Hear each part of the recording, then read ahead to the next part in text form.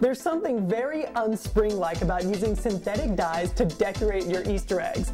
So I've got a few eco-friendly ideas that'll keep your dye jobs fun, easy, and green.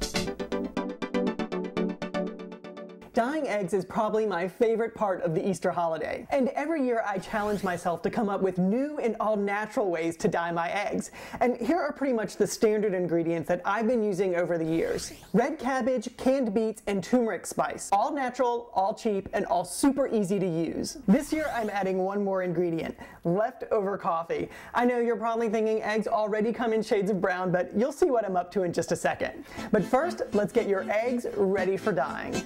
Start with room temperature hard-boiled eggs and rub each one down with a little vinegar. That'll help our all-natural dyes really saturate that shell. Now over on the stove, boil up as much red cabbage as you can stuff into 4 or 5 cups of water. Let it cook away for about an hour.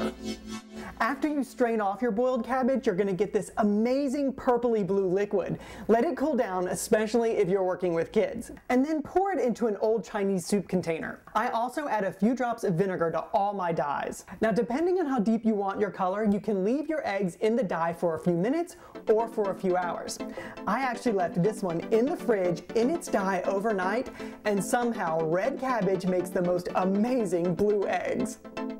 For yellow, add 2 teaspoons of turmeric spice to about 2 cups of water and let it simmer together for about 15 minutes. For pink, just use beet juice straight from the can. And for a deep brown, simmer your eggs in leftover coffee.